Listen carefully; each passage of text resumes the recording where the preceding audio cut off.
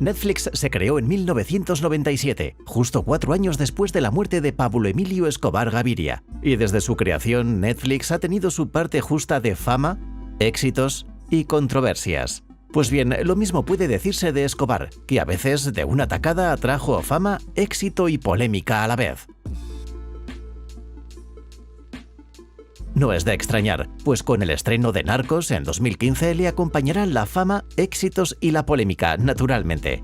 Netflix ha sido elogiada por la actitud minuciosa con la que llevó a cabo la investigación y la escritura y dirección artística del cineasta brasileño José Padilla, que dio un rico efecto dramático a la historia. Sin embargo, en una historia tan política como esta, no puede haber nada perfecto, y a veces el diablo puede estar en los detalles enredando. Ahora, ocultar puede ser una palabra fuerte, pero este vídeo pretende exponer aspectos que no conocías, aspectos como el trasfondo, las verdades sobredramatizadas, el lado de la historia del cártel y de los Escobar supervivientes y más. Si no has visto la serie, este vídeo está lleno de spoilers más allá de los spoilers. Estas son 10 cosas que Netflix oculta sobre Don Pablo Escobar, líder del Cártel de Medellín, el primer narcoterrorista y el criminal más rico de todos los tiempos.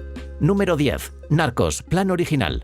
Se cuenta que Netflix planeó inicialmente que la historia fuera un largometraje y no una serie. Sin embargo, cuando empezaron a desenterrar pruebas e investigaciones sobre el rey de la coca, supieron que una sola película no bastaría. Descubrieron varias historias sobre los orígenes de su riqueza, empezando por el hombre llamado Cucaracha y su vida antes del contrabando, que consistía en robar lápidas.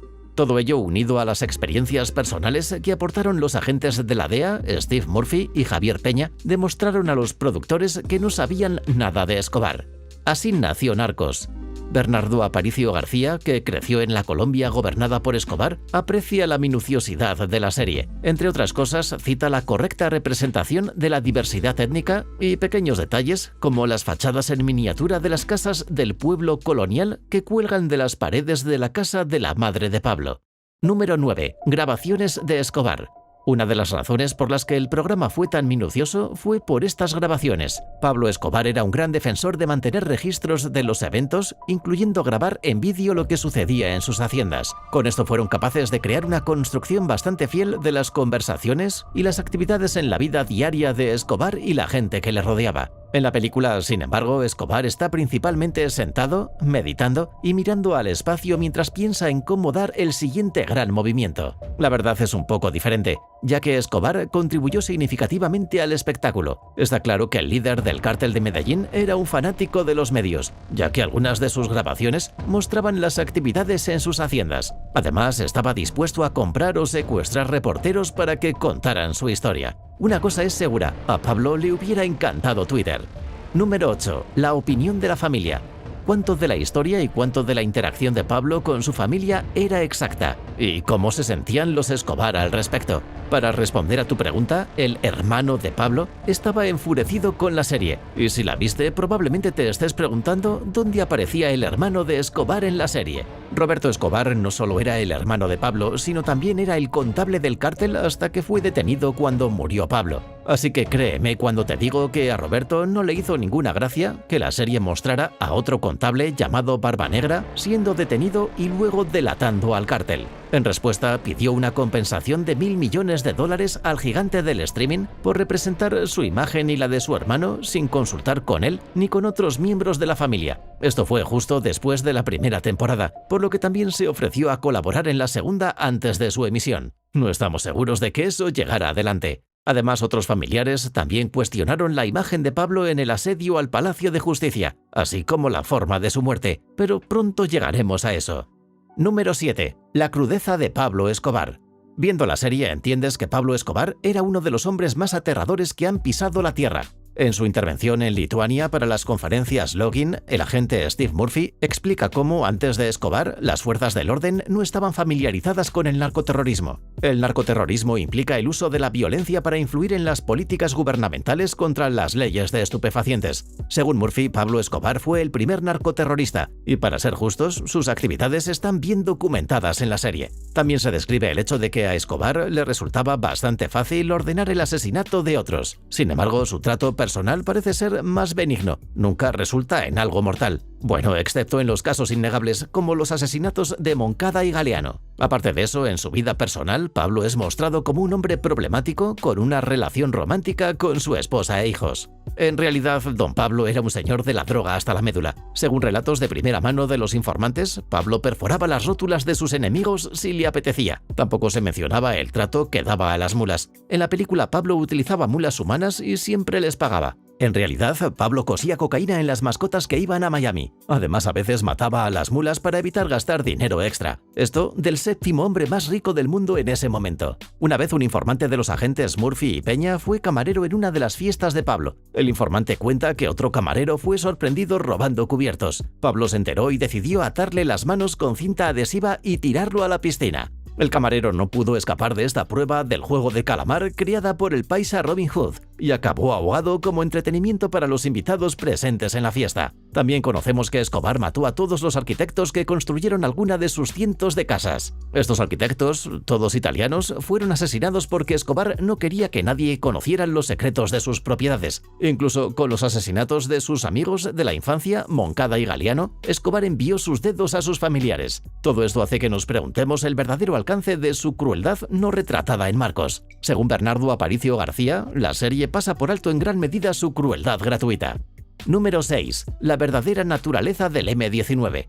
Este es el aspecto de Narcos con el que la mayoría de los expertos discreparán. El M-19 fue uno de los grupos guerrilleros más grandes y numerosos de Colombia. Sus ideologías incluían el nacionalismo de izquierda, el bolivarianismo, el socialismo revolucionario y la teoría del foco inspirada en el Che Guevara. En la serie, el M-19 es retratado como un grupo de idealistas ingenuos que no sabían nada sobre la guerrilla, dirigido por un ex profesor universitario que tampoco sabía nada sobre la guerrilla. Eso, amigos míos, es una dramatización de los hechos. El M-19 tenía una de las presencias más temidas en Colombia. Bernardo Aparicio García detalla cómo su tía se salvó a duras penas del ataque al Palacio de Justicia.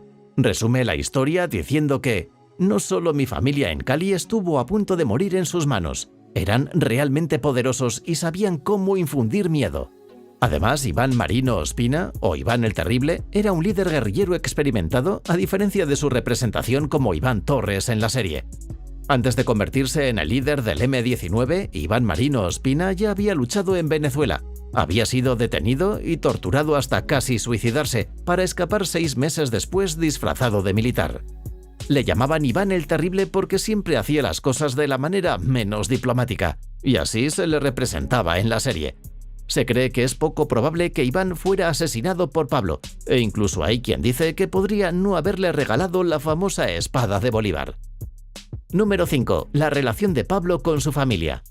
Dado que no se consultó a la familia a pesar de ser una parte integral de la película, es natural que sus interacciones con Pablo sean ficticias, y esa es una forma peligrosa de contar una historia, especialmente si ya se tienen nociones preconcebidas. Quizás ninguna otra relación fue más malinterpretada que la de Pablo Escobar con su hijo Juan Pablo, ahora conocido como Sebastián Marroquín. Sebastián está ahora libre del negocio del narcotráfico y suele hablar de su experiencia como hijo del mayor narcotraficante en distintas entrevistas. En estas entrevistas explica cómo recordaba que su padre le quería mucho, a la vez que equilibra la imagen con los efectos de sus actividades violentas.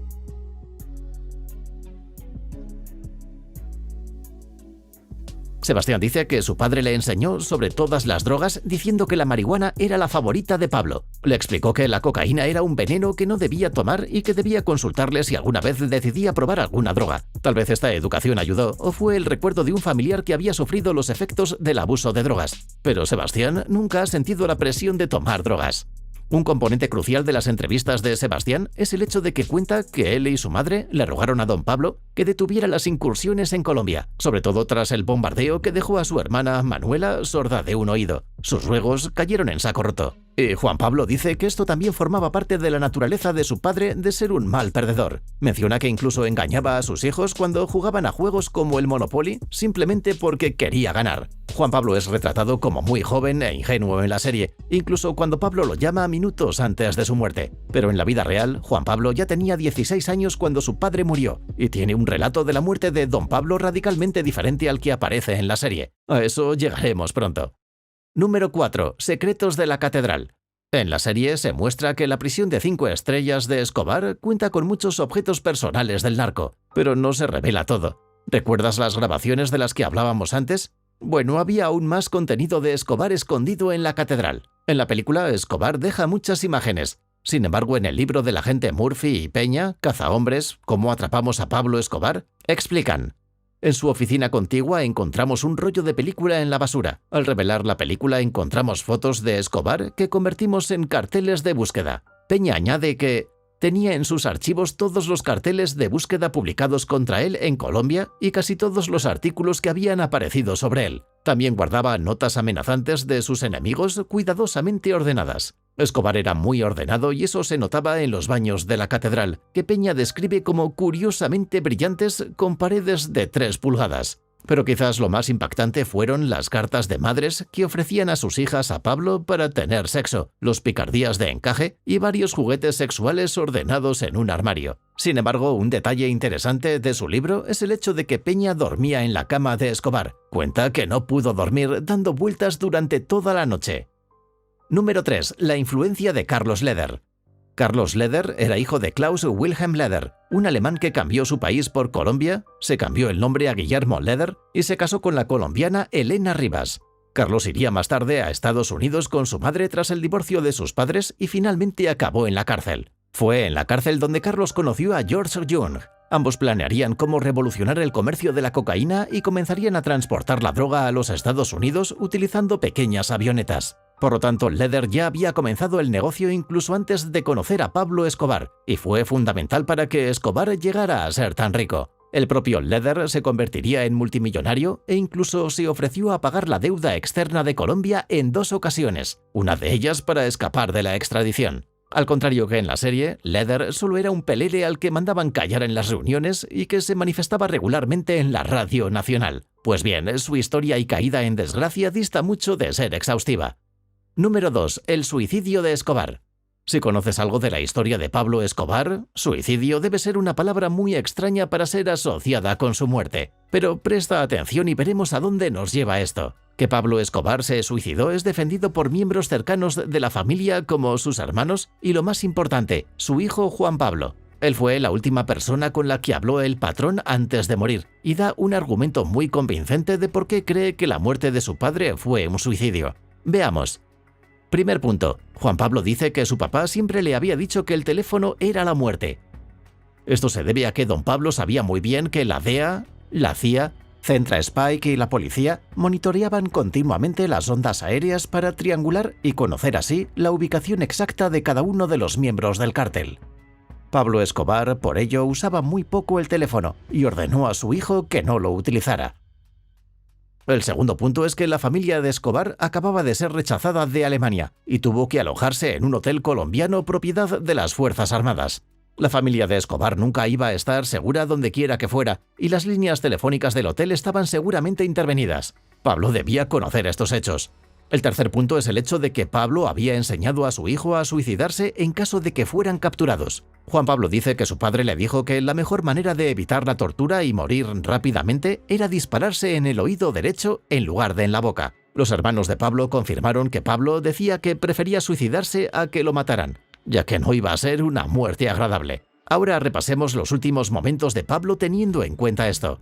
Un tal coronel Martínez y su hijo, el teniente Martínez, están utilizando el equipo de búsqueda direccional para intentar conseguir alguna señal telefónica. Al mismo tiempo, Pablo Escobar está hablando con su propio hijo, Juan Pablo, discutiendo una entrevista que Juan Pablo ya conoce por teléfono. Según Juan Pablo, su padre le llamó 7 veces mientras él intentaba cortar la llamada cada vez. Cuenta que se quejó a su padre de que eso era peligroso, ya que el teléfono estaba probablemente intervenido y él ya conocía el tema del que hablaban. Juan Pablo entiende que su padre está tratando de salvarlos de ser interrogados entregándose. Mientras habla por teléfono, el teniente Martínez sostiene una antena del vehículo y de repente ve al rey de la coca mirándole. Después de que la policía reuniera suficientes fuerzas, irrumpen en la casa y solo entonces Pablo suelta la llamada diciendo: «Aquí está pasando algo extraño, te vuelvo a llamar».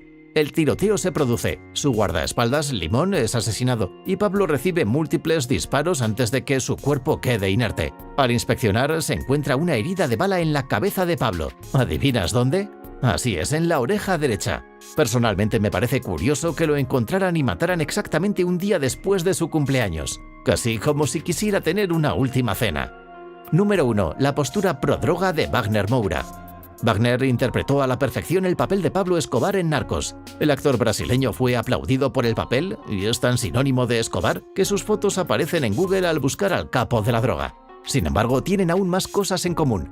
Moura cree que drogas como la cocaína deberían ser legalizadas, y tras la experiencia de vivir con Escobar se lo toma aún más en serio. Y es que en un mundo en el que la cocaína fuera legal, Pablo Emilio Escobar Gaviria habría sido reconocido sobre todo como un astuto hombre de negocios que se hizo rico de la nada y ayudó a los pobres. La mayoría de los asesinatos que ordenó empezaron por callar a los funcionarios que querían encerrarlo o extraditarlo. Pero, ¿tú qué opinas? ¿Debería legalizarse la cocaína? Háznoslo saber en los comentarios. ¿Te ha gustado este vídeo? Si es así, asegúrate de darle un like y echa un vistazo a más vídeos increíbles en el canal de Fugitive. Gracias por vernos y hasta la próxima.